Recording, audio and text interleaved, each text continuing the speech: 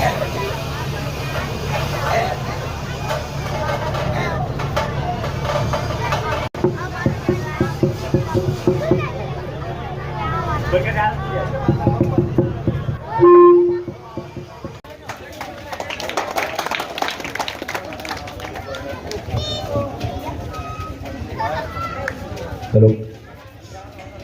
सर्वप्रथम आज आपण सगळे मंगरूळ ग्रामस्थ इथं उपस्थित झालात आणि जो शिवजयंती उत्सव आपण मनवण्यासाठी इथं सगळे जमलो आहोत. त्या छत्रपती शिवाजी महाराजांना मी वंदन करतो आणि मानाचा मुद्रा घालतो. त्याचबरोबर आजपर्यंत आपण जे ऐकत आलो आहोत की शिवजयंतीचे जनक कोण, तर आज जो मूळ विषय होता आपला शिवजयंतीचा, तो हा शीर्षकाखाली होता की छत्रपती शिवाजी महाराजांच्या हिंदवी स्वराज्याचे खरे शत्रू कोण.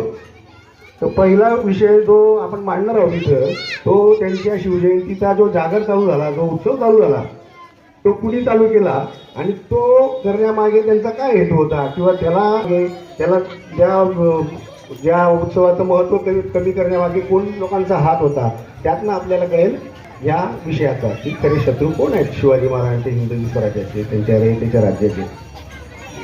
तर शिवजयंतीचे खरे जनक हे महात्मा ज्योतिराव फुले हे आहेत.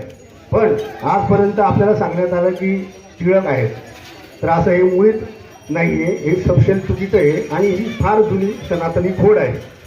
ज्या वेळेला टिळक हे लहान असतील अगदी, किंवा त्यांचा जन्मही झाला नसेल, त्यावेळेला 1870 साली 19 फेब्रुवारी 1870 साली महात्मा ज्योतिराव फुले जे सत्यशोधक होते, त्यांनी शिवजयंतीचा उत्सव हा सुरू केला. आणि याच्या मागे लोकांना जागृत करणं, सामाजिक प्रबोधन करणं हा खरा मूळ त्यांचा हेतू होता.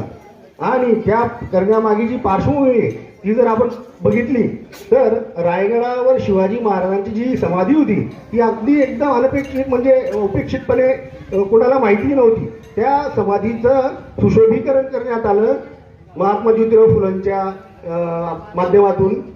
आणि त्यांचे जे गुरु होते लहुजी साळवे, या दोघांना खूप त्रास देण्यात आला.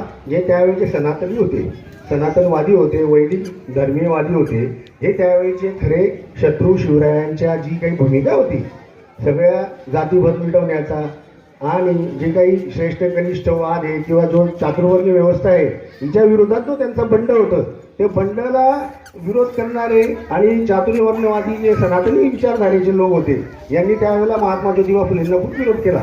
पण त्या विरोधाला जुमानता त्यांनी शिवजयंतीचा जागर सुरू केला. आणि हा जागर त्यावेळेला 10 दिवस चालायचा. ही शिवजयंती 10 दिवसाची असायची.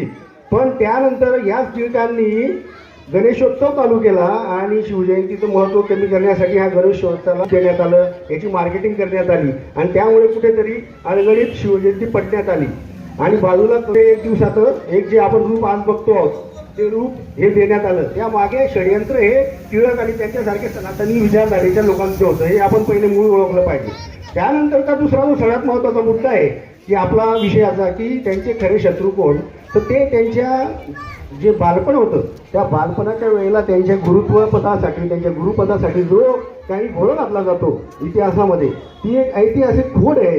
आणि ते म्हणून जे सनातनवादी जे रामदास गोसावी होते, जे त्यांच्या लग्नात पळून गेले आणि जे भग्न व्यवस्थेत राहायचे, न कपडे घालणारे, अशी व्यक्ती शिवाजी महाराजांसारख्या एवढा देदीप्यमान इतिहास असणाऱ्या माणसाला काय शिकू शकतात आणि काय त्यांना आध्यात्मिक किंवा जे काही राजकीय बळ दिलं म्हणतात ते देऊ शकतात. तर याच्या मागे खरी गोमाशी आहे की ह्या सनातन्यांचा असा विचार आहे. मग ते शिवाजी महाराज का असे ना, की कुठलाही वंश ओळखलं पाहिजे, तर त्यांचं खरं गुरुपद स्वराज्य प्रेरिका जिजामाता जिजाऊ आणि त्यानंतर त्यांचे वडील स्वराज्य संकल्पक, ज्यांनी शिवाजी महाराजांच्या जे स्वराज्य निर्मिती झाली ते निर्मिती करण्या अगोदर त्यांनी निजामशाहीमध्ये असताना 5 वर्ष निजामशाही ही मुहूर्तमेढ रोवली या खऱ्या स्वराज्याची, हिंदवी स्वराज्याची, ज्याला आपण रयतेचं राज्य असं सुद्धा म्हणतो. आता आपल्या मनात हा सुद्धा विचार की इतके वर्ष झाले, 400-4.5 वर्ष, आणि त्यानंतर सुद्धा आपण या व्यक्तीला इतका मानतो का मानतो, तर त्या व्यक्तीची एक राजा म्हणून, एक सम्राट म्हणून, एक छत्रपती म्हणून ज्या काही भूमिका होत्या त्या नेहमी ह्या सामान्य जनतेसाठी जे शेतकरी कुटुंब होते, शेतकऱ्यांसाठी होते, की शेतकऱ्याच्या देठालाही तुम्ही धक्का लावू नका असे ते आपल्या सरदारांना, आपल्या सैनिकांना सांगायचे. एवढं मोठं त्यांचं होतं. आणि म्हणून जगामध्ये असा कुठलाही अतुलनीय त्यांच्या बरोबरीचा असा कुठला राज्यकर्ता होऊन गेला नाहीये की तो शेतकऱ्यांच्या बाबतीत एवढा विचार करेल की बाबा नो शेतकऱ्यांच्या देठालाही हात लावू नका अशा आपल्या सैनिकांना सांगणारा आजपर्यंत कोणी राजा होऊन गेला नाही. त्यानंतर त्यांच्या या राज्यामध्ये शेतसारा घेतला जायचा. जसं की आपल्याला माहिती, जे काही राज्यकर्ते असायचे, या राज्याचा जो महसूल यायचा तो आपण जसे हिंदी बोली बघितला आहे, लगान 3 गुणा लगान देना पडेगा, जसं तो इंग्रज सांगतो त्याप्रमाणे त्यावेळेलाही शेतसारा पद्धती होती. आणि तुम्ही जे पिकवता त्याच्यावरती काही टक्केवारीत हा शेतसारा घेतला जायचा. तर ज्या वेळेला त्या जुलमी इतर राजवटी होत्या, मोगलाई असो, निजामशाही असो, आदिलशाही असो, ह्या अक्षरशः 4-4 पटीने शेतकऱ्यांकडनं शेतसारा घ्यायचा. त्यावेळेला शिवाजी महाराजांनी हा फक्त 0.4% आजच्या भाषेमध्ये इतक्या कमी तत्वावर ते शेतसारा शेतकऱ्यांकडनं घ्यायचे. आणि एक प्रकारे मुबलकपणे त्यांना सुविधा पुरवल्या जायच्या शेतकऱ्यांना. आणि म्हणून आज इतके वर्ष उलटून सुद्धा आपण त्यांना इतका मान देतो. आज आपल्या काळजामध्ये ते भिडले आहेत. का म्हणून तर हे त्यांची जी खरी शिकवण होती आपल्याला. आणि त्यानंतर दुसऱ्या महत्त्वाचं म्हणजे की त्यांनी कधीही जातभेद मानला नाही, धर्मभेद मानला नाही. त्यांच्या स्वतःच्या राज्यामध्ये, त्यांच्या सामरिक सेनेमध्ये जवळजवळ 700 वैजापूरवरून, जे आज कर्नाटकात आहे, ते वैजापूरवरून 700 पठाणांची टीम त्यांच्या सैन्यामध्ये सामील होती. मग तर ते हिंदू आणि मुस्लिम जे आपल्याला दाखवलं जातं, हा जो वाद होता किंवा धार्मिक लढाई ते लढवते होते असं आपल्याला चुकीचं सांगितलं जातं, तर खरंच हे 700 पठाण त्यांच्या सैन्यात आले असते का? आणि एका वेळेला तर स्थिती अशी होती की आदिलशाहीकडनं स्वतः शिवाजी महाराजांचे जे चुलत बंधू होते मंबाजी भोसले, ते त्यांच्या विरोधात लढायचे. मग खरंच जर हिंदू मुस्लिम लढाई असती तर खरंच तर मंबाजी भोसले त्यांचे काकांचे पुत्र होते. जसं की आपल्याला माहिती सगळ्यांना, शिवाजी महाराजांचे वडील हे शहाजीराजे, यांचे दुसरे लहान भाऊ होते शरीफजीराजे भोसले, यांचे जे पुत्र होते मंबाजी भोसले, हे आदिलशाहीकडनं लढायचे आणि इकडनं शिवाजी महाराजांचं सैन्य असायचं. मग ही अशी परिस्थिती कसं काय असायची? त्यानंतर आपण जो पुरंदरचा तह सगळ्यांनी बघितलाय किंवा ऐकलाय, तर त्यावेळेला तुम्हाला सगळ्यांना माहिती की औरंगजेबाचा सेनापती कोण होता? मिर्झा राजा जयसिंग. जर खरं हिंदू मुस्लिम राजवट किंवा हिंदू मुस्लिम धार्मिक भेद आपल्याला जो दाखवला जातो, शिकवला जातो की हे असे लढाया चालायच्या, तर मिर्झा राजा जयसिंग चालून कसं काय आला? आणि ज्या वेळेला तो पुण्याला आला आणि त्यांनी जे काही शिवाजी महाराजांना अडवण्याचा प्रयत्न केला, त्या अगोदर इथल्या पुण्याच्या 400 ब्राह्मणांनी नवचंडी यज्ञ केला की मिर्झा राजा जयसिंग जिंकला पाहिजे. म्हणजे कोण? औरंगजेब जिंकला पाहिजे आणि शिवाजी महाराज हरले पाहिजे. मग खऱ्या अर्थाने सांगा तुम्ही, खरे त्यांचे दुश्मन कोण असतील? तर त्यामुळे या छोट्या छोट्या गोष्टींना आपण आकलन केलं पाहिजे. जसं की दुसरा जो सर्वात मोठा एक स्वातंत्र्यपूर्व आणि स्वातंत्र्योत्तर काळामध्ये जो एक मोठ्या घटना घडल्या आहे, जी पहिली घटना मी आता इथं सांगितली, शिवजयंती उत्सव सुरू होण्याची, ज्याचं श्रेय आणि ज्याचं आपल्या बहुजन स्वभावात ज्यावरती पूर्ण उपकार आहेत ते म्हणजे सत्यशोधक महात्मा फुले यांना ते श्रेय जातं.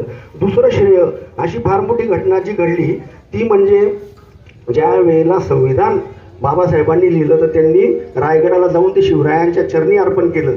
ही दुसरी महान घटना, ही शिवरायांच्या चरणी अर्पण करून जे संविधान लिहिलं गेलं, जे आज आपल्याला माणूस म्हणून जगायला अधिकार देते बहुजनांना.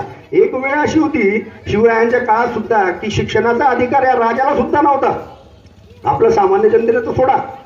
म्हणजे इतक्या वाईट प्रथा, रूढी, परंपरा या सनातन धर्माच्या नावाखाली आपल्यावर लादल्या गेल्या होत्या, आपल्या बहुजनांवरती लादल्या गेल्या होत्या. आज आता माझे बरेच मराठा बांधव म्हणतात की आपण क्षत्रिय आहोत, अमुक आहोत. मलाही वाटायचं मी काय फार मोठा म्हणजे विद्वान माणूस आहे असं नाही, मी पण शिक्षण ही निरंतर प्रक्रिया आहे, प्रत्येक जण शिकत जातो. मी पण पुण्यात जाण्या अगोदर किंवा माझं जे कॉलेजचं शिक्षण होतं त्यावेळेला मलाही वाटायचं की मी म्हणजे मराठा आहे, क्षत्रिय आहे, अमुक आहे, शिवरायांच्या कुळातला आहे. पण जर आपण अभ्यास केला तर या शिवाजी महाराजांना तुम्ही क्षत्रिय नाही आहात, तुम्ही क्षुद्र आहात म्हणून त्यांच्या राज्याभिषेकाला विरोध करणारे कोण होते? का औरंगजेबाने केला होता का विरोध? की आदिलशाह आला होता, की अफजल खान आला होता विरोध करायला? आणि शिवाजी महाराजांना चक्क तोंडावरती क्षुद्र म्हणायचे. ते म्हणणारे कोण होते? तर ते म्हणणारे हे सनातनवादी, हे मनुवादी, हे खरे त्यांचे दुश्मन होते, हे खरे आपल्या बहुजन समाजाचे दुश्मन आहेत, हे आपण ओळखलं पाहिजे. त्यामुळे सगळ्यात महत्त्वाचा इथं सांगण्याचा मुद्दा जो आहे की हिंदू मुस्लिम धर्मवाद, जातीवाद करून आपल्यामध्ये जे बंटवारा केला जातो, आपल्यामध्ये जी वाटणी केली जाते, ही वाटणी मुळी त्यांच्या ज्या पोळ्या बांधण्यासाठी, त्यांच्या मतलबच्या पोळ्या बांधण्यासाठी हे केल्या जातात. तर हे जे 3.5% सनातनवादी आहेत आणि त्यांच्या दावणीला बांधलेला आपला जो बहुजन समाज आहे, त्यांनी हे जाणलं पाहिजे. आपलं मस्तिष्क, आपलं तर्कबुद्धी, आपला तल्लखपणा वाढवला पाहिजे की खरं काय आणि खोटं काय. खरे शिवाजी महाराज आपल्याला जाणून घ्यायचं असेल तर अशाही कार्यक्रम होणे गरजेचे आहे. आपण दरवर्षी एक मिरवणूक काढतो, गाड्या निघतात, मोठमोठे झेंडे लावतात. खरंच शिवाजी महाराजांना आनंद होत असेल काय अशा गोष्टी बघून की माझा बहुजन समाज कुठे जातोय, कुठे नेऊन ठेवलाय बहुजन समाजाला. तर शिवजयंती ही प्रत्येक वर्षी आपण एक जनजागर, एक सामाजिक प्रबोधनाचं साधन म्हणून वापर केला पाहिजे. आणि दरवर्षी काहीतरी 2 गोष्टी आपल्याला शिकायच्या आहे, शिवाजी महाराजांविषयी जाणून घ्यायच्या आहे, अशा अर्थाने आपण ती मनवली पाहिजे. तर खऱ्या अर्थाने ते सार्थकी लागेल शिवजयंती. आणि म्हणून आज माझ्याकडे जे काही 2 गोष्टी, तुमच्या माझ्याकडे जे काही नॉलेज होतं, जी काही मला धारणा होती, माहिती होती, ती मी आज तुमच्यापर्यंत शेअर करण्याचा इथं प्रयत्न करत साठी इथं आलो होतो. त्यामुळे सर्वप्रथम मी सर्व शिवजयंती उत्सव समितीचे, मंगरुळ ग्रामस्थांचा मी आभार मानतो.